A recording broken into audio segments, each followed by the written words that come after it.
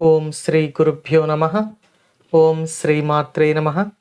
ఈరోజు మనం శ్రీ లలితా సహస్రనామ స్తోత్రంలోని 881వ నామం గురించి తెలుసుకోబోతున్నాం. ఈ నామం అమ్మవారిని యజ్ఞప్రియ అని కీర్తిస్తుంది. ఈ నామానికి మంత్రస్వరూపం శ్రీ యజ్ఞప్రియాయై నమః. ఈ నామాన్ని ఒకసారి పరిశీలిస్తే యజ్ఞములు ప్రియముగా కలిగిన తల్లి అనే అర్థం వస్తుంది. ఈ నామానికి అర్థాన్ని మరింత వివరంగా తెలుసుకునే ప్రయత్నం చేద్దాం. యజ్ఞం అనేది వేద విహితమైన ఒక కర్మ. వేదం ఆదేశించిన విధంగా యజ్ఞములను మానవులు ఆచరించాలి. వేదం నిర్దేశించిన ఏ యజ్ఞం పట్లైనా అమ్మవారు ప్రీతిని కలిగి ఉంటారు అని ఈ నామం మనకు తెలియచేస్తుంది. యజ్ఞం అనేది మానవుని యొక్క కర్మలను ప్రక్షాళన చేయుటకు, పాపములు నశింపచేయుటకు, వారిని పరిశుద్ధులను చేయుటకు చేయబడుతుంది.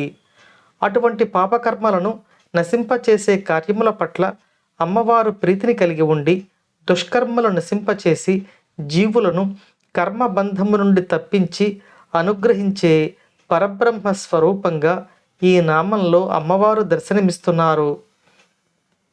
మనం యజ్ఞమును విష్ణు స్వరూపంగా తెలియచేసుకుంటాం. శ్రీకృష్ణ పరమాత్మ యజ్ఞమును తన స్వరూపంగా మనకు చెప్పి ఉన్నారు.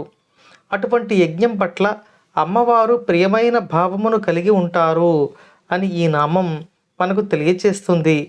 అమ్మవారు కానీ శ్రీకృష్ణ పరమాత్మ కానీ పరబ్రహ్మం యొక్క స్వరూపము కాబట్టి పరబ్రహ్మమునకు గల అనేక స్వరూపములలో వీరు ఒక స్వరూపమును తీసుకున్నవారు.